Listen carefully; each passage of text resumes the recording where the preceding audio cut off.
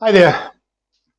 Apologies for the lateness of this update to Jacob's Ladder and work commitments and so on. Put a little bit of a spanner in the works, so I'm a little bit of behind time with my third week summary.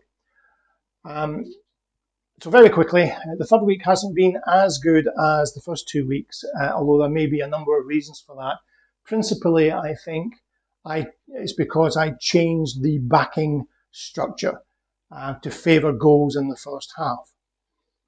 On reflection, that whilst it worked for goals in the first half, the detrimental effect on the second half was too severe. So I've effectively abandoned that staking plan. Although I may semi-revisit it, there's an argument rattling around in my head at the moment to actually create two different drip feed mechanisms, one dedicated to the first half and one dedicated to the second half. But I haven't implemented that, and I haven't fully thought it through as yet. Other issues that may be apparent are things that have come to light. With all the major European leagues kicking off in the past week or so, the matches I've been getting involved with have predominantly been much higher liquidity matches, and the performance in those hasn't been as great, not because of higher liquidity. I think more than anything else, it's just too many matches to play with. Certainly looking through the results, I seem to get better results from lower liquidity markets, but I think that's more likely to be just pure coincidence. Keeping in mind that my selection process isn't tied down. I've been using all sorts of selections with all sorts of criteria simply to put the automation side of things through its paces. So I've been looking at odds on home favourites, away favourites, short priced over 2.5 goals. I've been looking at low liquidity markets, high liquidity markets, cup games, league games, friendlies, all sorts of things just to make sure that the automation side of the strategy is working. And in that process, I've been continually tweaking that automation.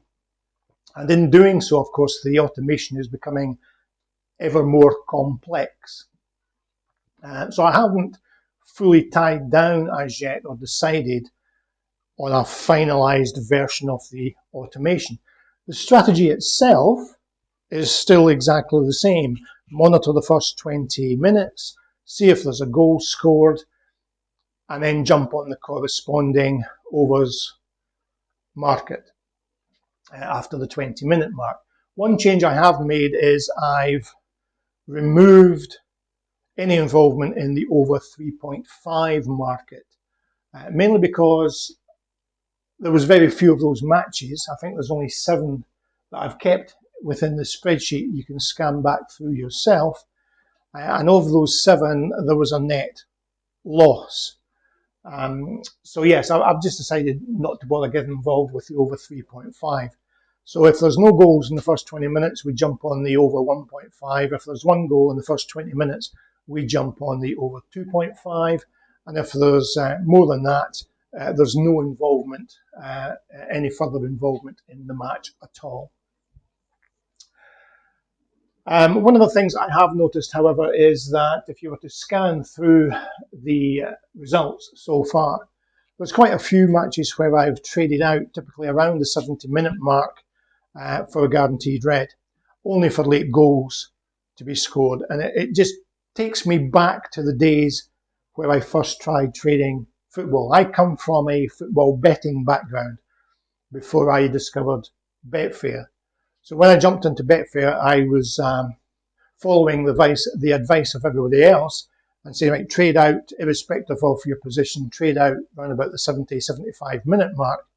And I used to get so frustrated with that because the amount of times I finished off with a loss, yet I had predicted the outcome of the game correctly. So there was late goals in there. So at the moment, I'm actually experimenting with no trade outs. So I started that yesterday, and you can see these results here from yesterday. I'm actually at a slight loss Just in this one here, there was one late goal, just needed another one for a cracking result. And that's why I'm trying this. This may not be permanent. This is really just for interest's sake more than anything else. But scanning back through the results, there's been quite a few games where there's been late goals. And with this new edict from the football authorities telling the refs that they need to add on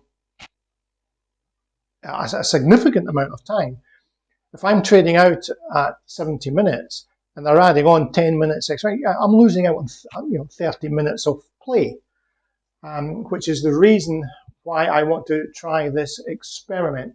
So essentially what happens is the first goal that comes along after the drip feeding process begins, the first goal will stop that drip feeding, but the market is left open, if you like. There's no further involvement. I'm just waiting for another goal to close off that market and win whatever's sitting on the overs. So that's my position at the moment. So that starts from yesterday. I'm going to do it for a couple of days, 2 or 3 days, and see what happens. As I say, it's really just interesting to see if there is any benefit in doing so.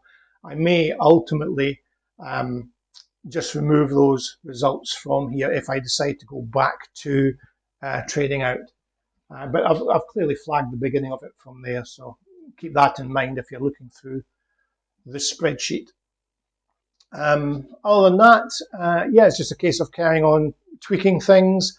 Changes I've made. I don't get involved unless the odds are 1.4 or above. So that can cause a little delay in terms of entry point after the 20-minute mark.